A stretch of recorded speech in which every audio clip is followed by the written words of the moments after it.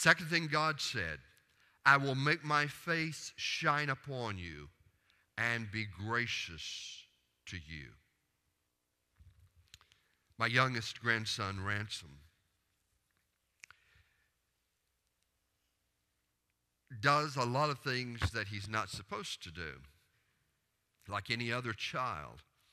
And when he has once been told no, not to do something, he will still approach whatever it is. Maybe it's the switch to the gas fireplace, and he'll put his hand on it and then look at us.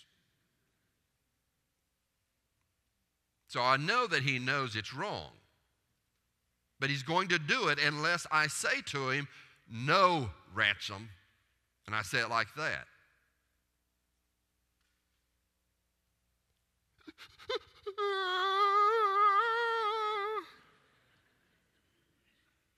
He begins to cry. Sounds like a lot of Christians.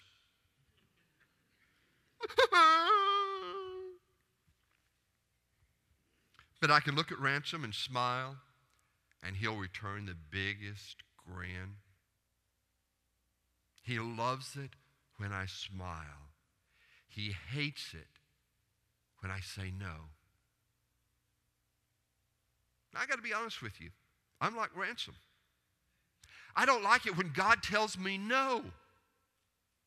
And sometimes I do those things looking over my shoulder, knowing that they're not right, but if God's not going to scream at me, I'm going to go ahead and do them. And then when God says, no, you can't do this, then I pucker up and I start to cry.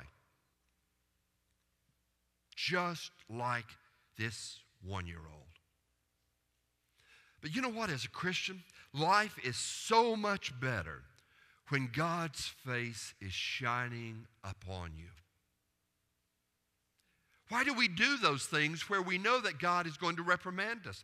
Why do we do those things when we know that God is going to discipline us? Why do we do those things when we know that God is going to say no?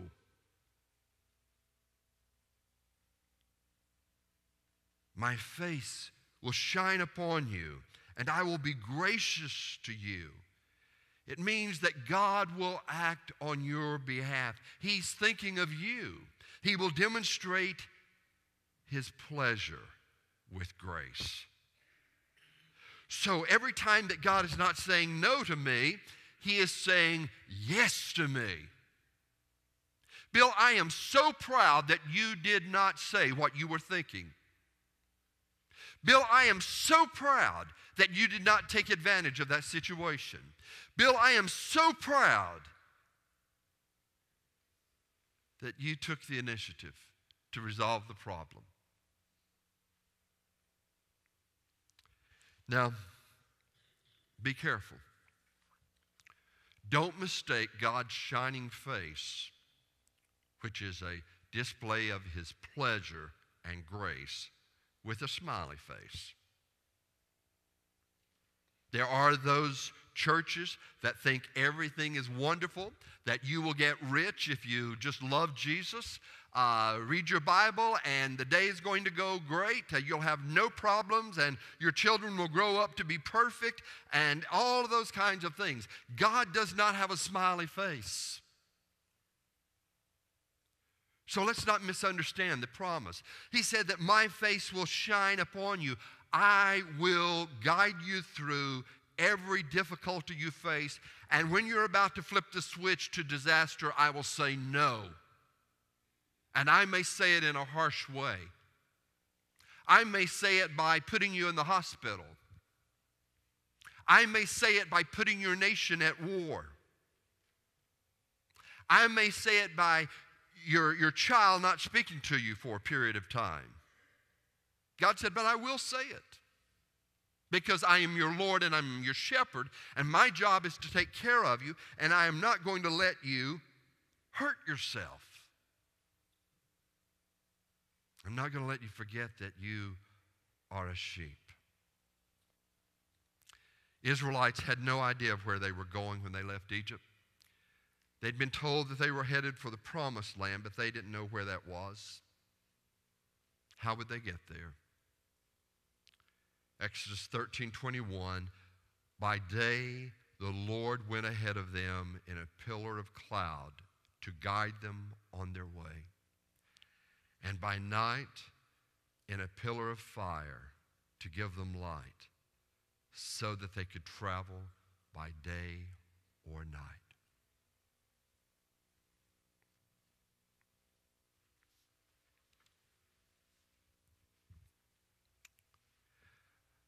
My vision is not good in the dark.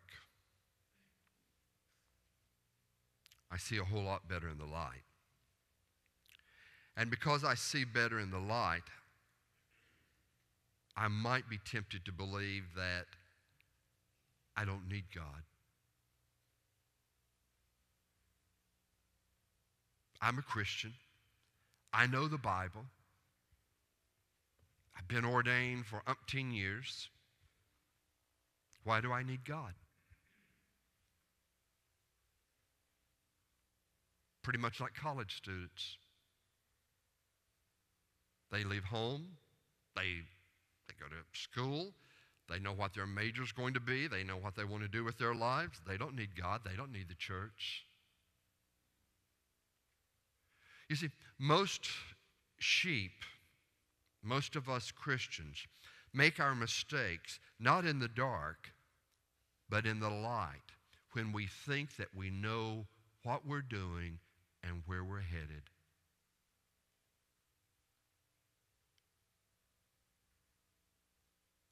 That's the real tragedy. I'm grateful to God that He promised to send us a cloud to guide us. And in the night, when you really don't know where you are, He said, I will get your attention in some dramatic way, and I will lead you through every crisis. Now, we're confident that God will lead us through the crisis. Hunter and Shar, God is going to lead you through this, and I know that. I'm absolutely sure of that. But when this crisis is over, when the daylight has returned,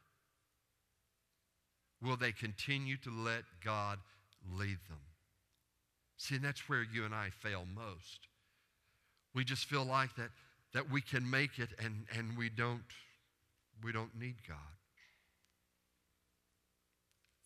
The third thing God said, I will turn my face toward you and give you peace. Peace is what I long for in my life. I think, when I die, I so look forward to hearing God say, well done.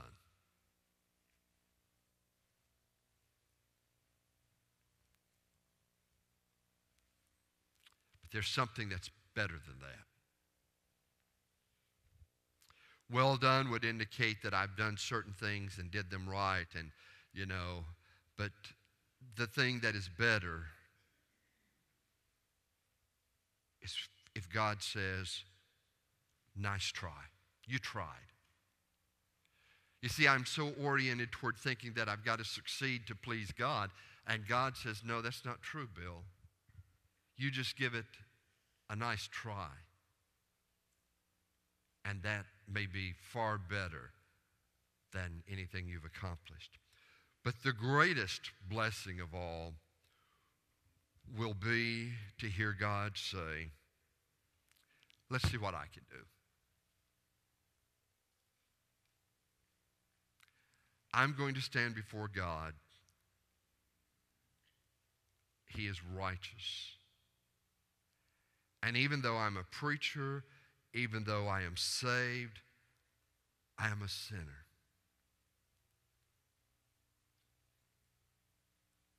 And the best thing I will hear God say is, let's see what I can do. And He'll roll back the pages of history as if it were that very moment. And Jesus will hang on the cross. And God will say, see what I did? I took all of your sin, past, present, and future, and I nailed them to the cross.